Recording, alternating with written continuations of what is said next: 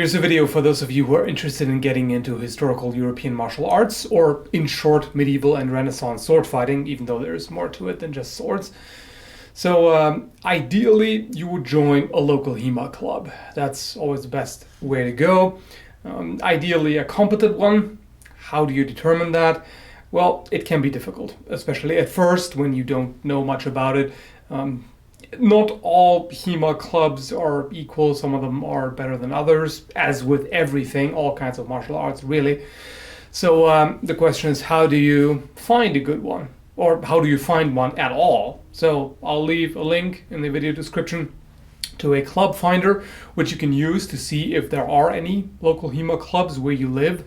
And as far as figuring out how good they are, generally I just recommend to show up there, talk to the people, see what your impression is.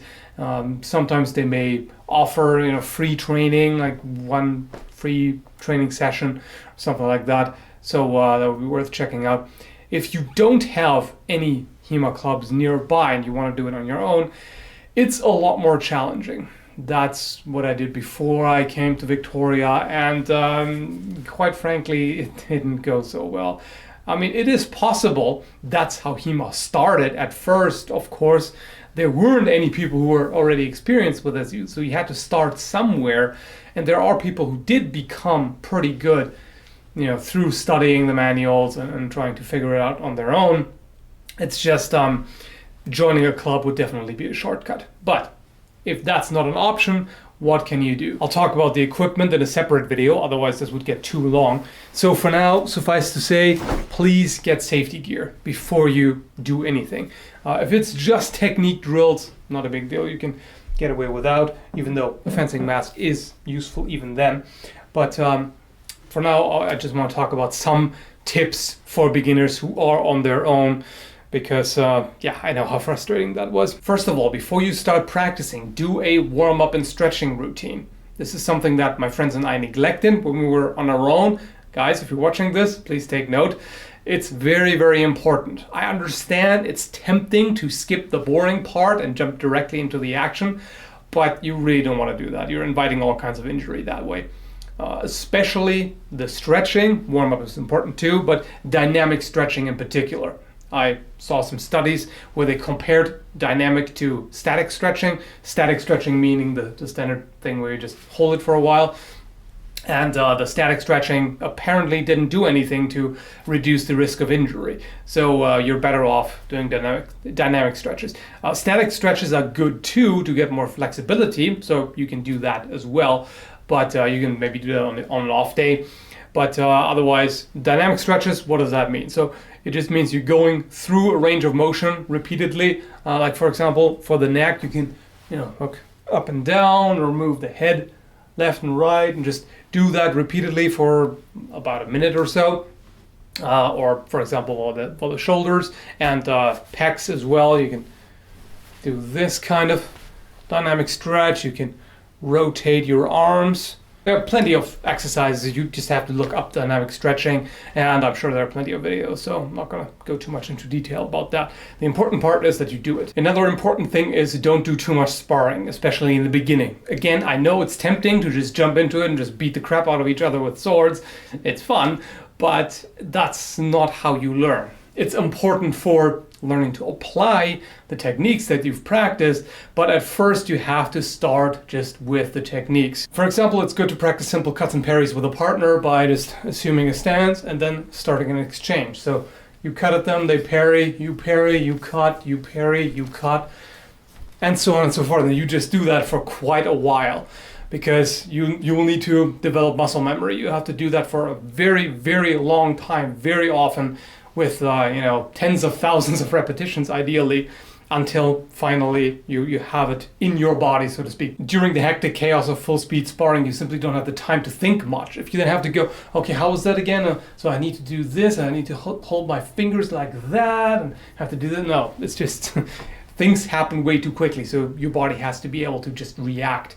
And in order to be able to do that, you have to practice for a very long time. First, of course, you need to understand the techniques, and that can be difficult if you're just looking at the historical manuals, because they were not written for people who have never done it before. They were written for people who are already practicing sword fighting. They already had an understanding of the basics, so it was really more of a reference guide, if you will. And they don't explain many of the fundamentals like footwork and how you grip a sword, things like that. So you have to refer to other people who have already done that, who have either figured it out through long years of trial and error, or who are taking inspiration from other martial arts and are adapting them to HEMA, or who have a really good understanding of biomechanics, ideally all three. But there are people who have a really good understanding of that.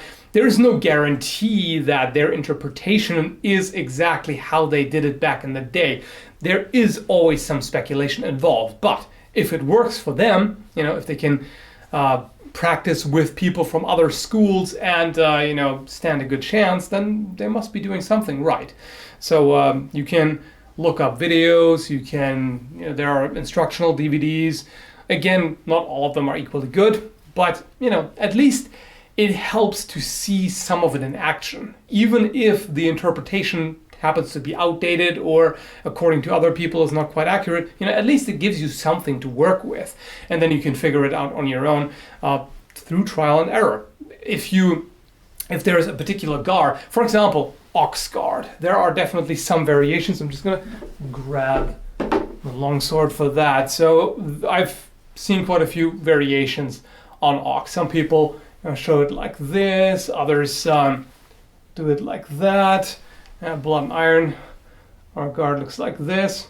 So there are definitely some variations, and you can experiment with that. What works best. For example, if you're holding it, say very close here, you may find that if somebody strikes at your blade and strikes your guard, you may hit yourself in the face with the guard, or your arm might be too exposed. Somebody might be able to cut here, as opposed to when you're further out there, you see the blade is further away from your arm, so it gives you more protection. Things like that you can figure out if you just experiment with them. So in general, I'd say think about everything, analyze it, try to figure out, why would it be a good idea to do it this way? Why am I doing it that way? Is there an alternative?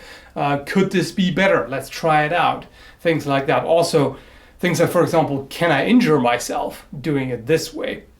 Another example would be if you parry with the thumb on the flat, that gives you some extra support and better feel for the sword. But if you were to try to do a hard parry like that, so you're just meeting an opponent's blade straight on, you're just trying to stop it as opposed to letting it slide off, you get a lot of the pressure onto your thumb. So this could lead to an injury.